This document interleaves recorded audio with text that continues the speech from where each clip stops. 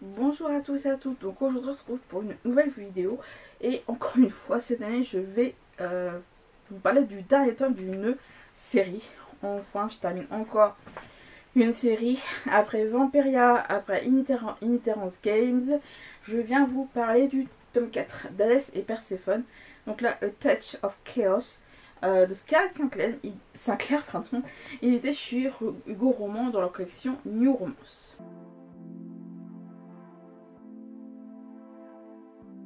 Alors je vais vous lire le résumé du tome 4 ici. N'hésitez pas si vous voulez ne pas connaître le résumé et vous juste par exemple avoir mon avis sur le tome 4 avant de le lire. N'hésitez pas à annexer cette partie là. Je peux comprendre qu'il y en a qui ne veulent pas avoir des révélations à cause du résumé ou quoi. Mais n'hésitez pas à passer le résumé, je ne vous en voudrais absolument pas. Et je vais donc juste vous lire le résumé, ce sera beaucoup plus simple. Les dieux sont en guerre. Les titans ont été libérés et Hadès et Perséphone doivent se battre bec et ongle pour obtenir une fin heureuse. Perséphone, déesse du printemps, n'aurait jamais imaginé qu'une rencontre fortuite avec Hadès, dieu des enfers, changerait sa vie à jamais. Mais elle l'a fait.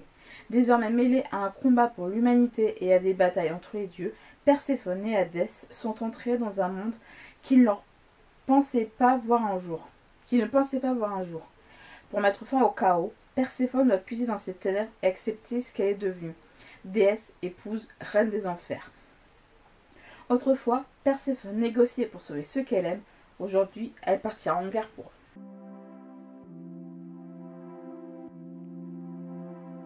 Donc comme vous l'avez compris, il s'agit du quatrième et dernier tome de cette série. Et j'avais certaines attentes vis-à-vis de ce roman, notamment vis-à-vis du tome 3. Je vais d'abord commencer par ce point-là, c'est que les chapitres commencent avec le prénom, l'identité de la personne qu'on va suivre. Il y a 4 personnages qu'on suit au travers des romans, dont un qui apparaît uniquement dans ce roman-là, tout simplement.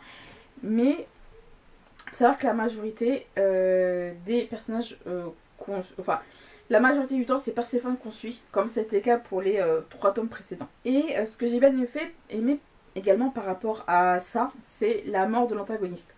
On s'est retrouvé qu'un antagoniste dans le tome 3, et il meurt d'une façon, mais je m'y attendais pas du tout.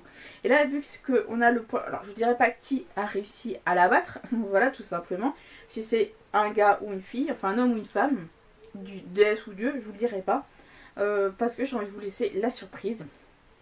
Mais je m'y attendais pas du tout. C'est parce que on se doutait bien qu'Hadès, Perséphone et leurs alliés allaient abattre cet antagoniste. Mais l'abattre comme ça, je m'y attendais pas trop. Et franchement, j'étais assez impressionnée. D'ailleurs, il y a un autre grand méchant qui apparaît vraiment dans ce tome-là. Lui aussi, il passe de vie à trépas, si on peut dire ça comme ça. Mais lui, je sais pas pourquoi, là, je pense que sa mort était logique par rapport à la forme et à la personne qui l'a battu. Enfin, battu, on se comprend. Mais je m'attendais pas à ça. Je m'attendais pas trop à ça. Je ne sais pas il y a quelque chose qui m'a lancé dans cette scène. Au moins, la personne l'a battu. Et je m'attendais pas trop à ça. Bon, c'est peut-être moi qui ai peut-être un peu trop dans tout ça. Mais en tout cas, ouais, il y a quelque chose qui me faut un peu, je sais pas. Mais dans l'ensemble, c'est toujours bien. Il y a pas mal d'actions.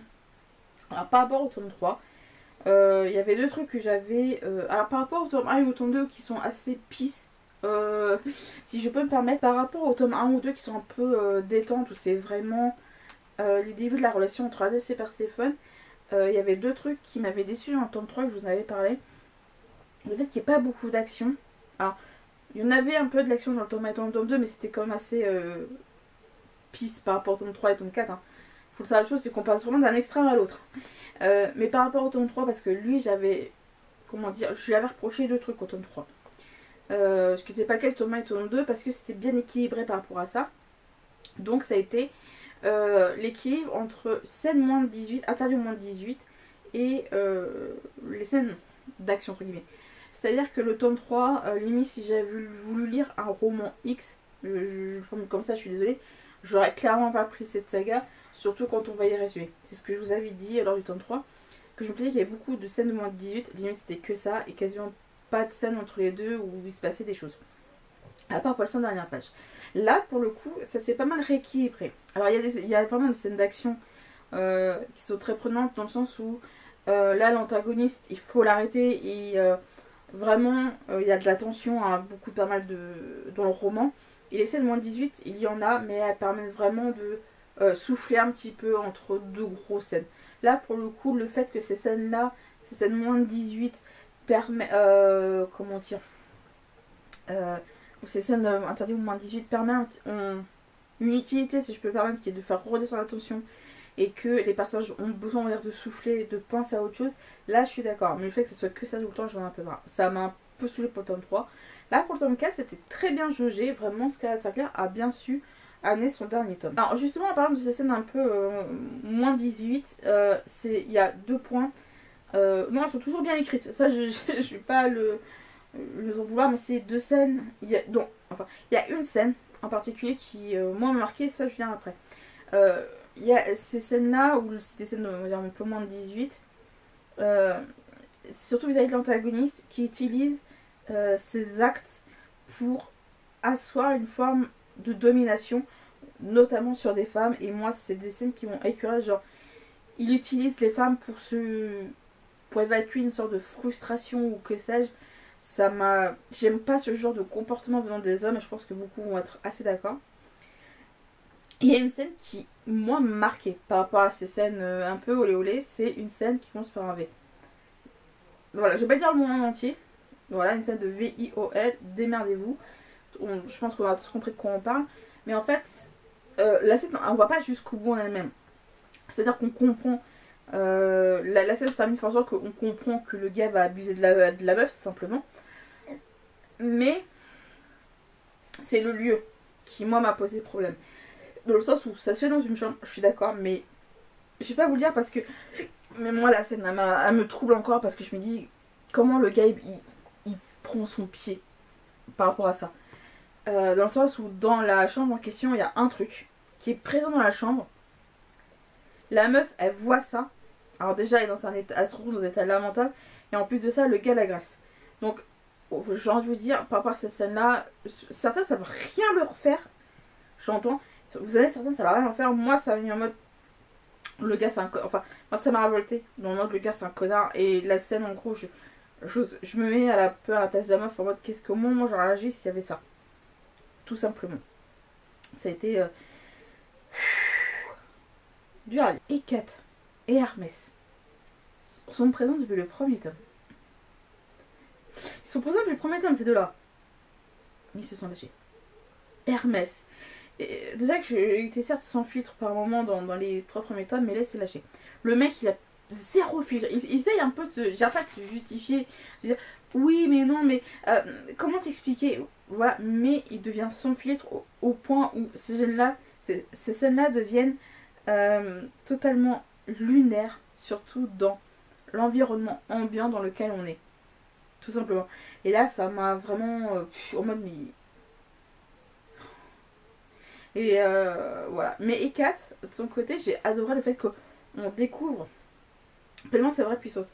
Et là, je me suis souvenue, et par rapport à des scènes, je me suis souvenue que Ekat est soit représenté sous 3 formes. Vous savez, une version jeune, une version ado, je crois, une version d'âme et une forme d'âme âgée. Et là, je me suis souvenue un peu de cette forme-là grâce au tome 4. Alors, je dirais pas comment ça s'est manifesté dans le roman, découvrez-le. Mais j'ai aimé, Hécate, c'est la déesse de la sorcellerie, je crois, enfin, elle est mentionnée comme étant déesse de la sorcellerie dans celui-là, donc je suis pas une spécialiste de la mythologie grecque. Je vous laisse juger pour ceux qui connaissent à minima. Mais il y a un personnage qui passe l'arme à gauche. Il y a eu pas mal de personnages qui ont passé l'arme à gauche hein, depuis le tome 1. Surtout depuis le tome 3 surtout. Donc il y a un personnage qui passe l'arme à gauche. Et Kate révèle, prélève un organe. Elle la voit à tout le monde. Tu vois, j'ai prélevé l'organe de machin là. En mode, t'es sérieuse et Kate, ouais, mais il est en très bon état, je vous jure et tout. Elle le dit pas comme ça, mais c'est pour vous donner un idée. Et plus tard dans l'histoire, t'apprends qu'elle a également prélevé une autre partie de ce macabé. Voilà. Eket, c'est quoi l'utilité de prélever cette partie-là? Eket n'a jamais cessé de me surprendre jusqu'au bout. Je l'ai adorée. Elle est vraiment d'une extrême douceur avec Perséphone. Elle est vraiment devenue comme une maman pour elle, pour Perséphone.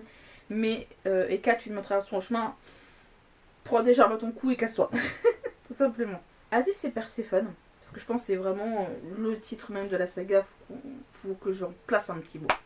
Hadès et Perséphone. On voit vraiment le stade ultime du couple.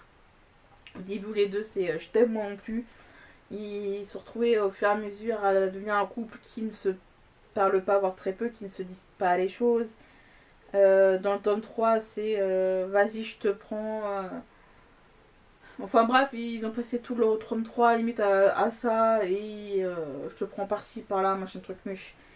Même quitte à deux fois se faire arrêter par d'autres personnages qui débarquent. Voilà.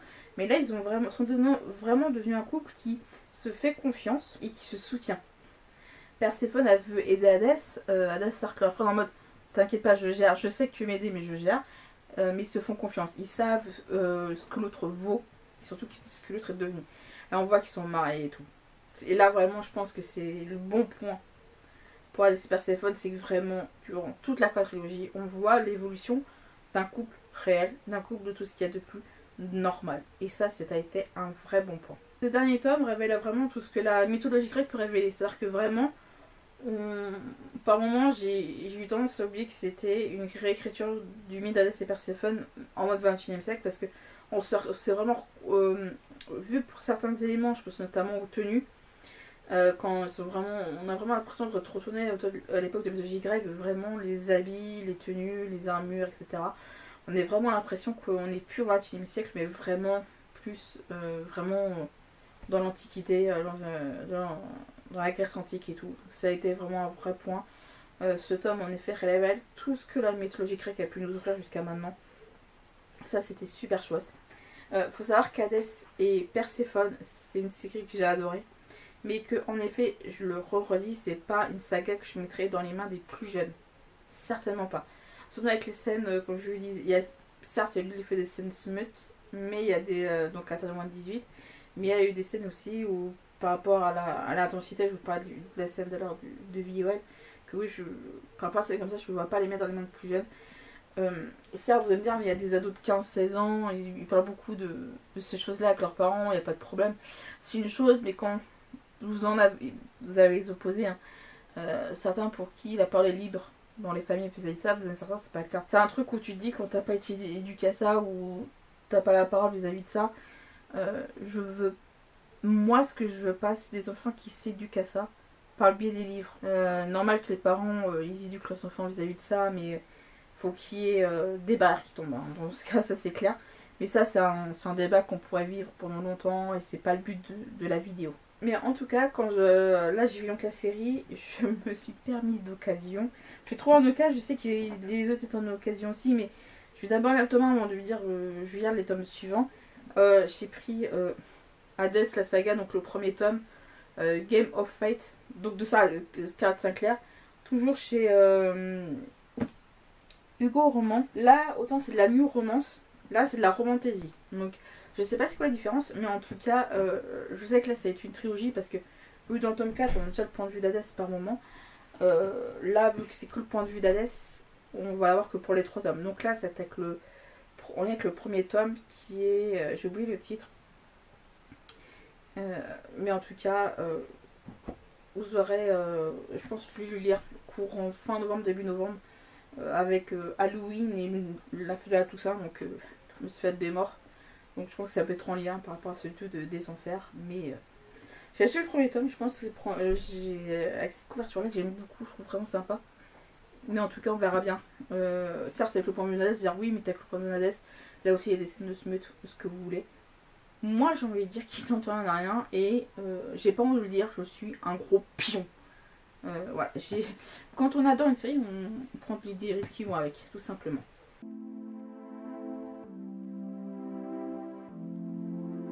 Ma chronique sur le tome 4 d'Hadès et Perséphone, donc A Touch of Chaos, de Scarlett Sinclair édité chez Hugo Roman est terminée. J'espère qu'elle vous a plu. N'hésitez pas à me laisser un petit commentaire ou un petit like, ça ferait grandement plaisir. Et sur ce, je vous dis donc à la prochaine.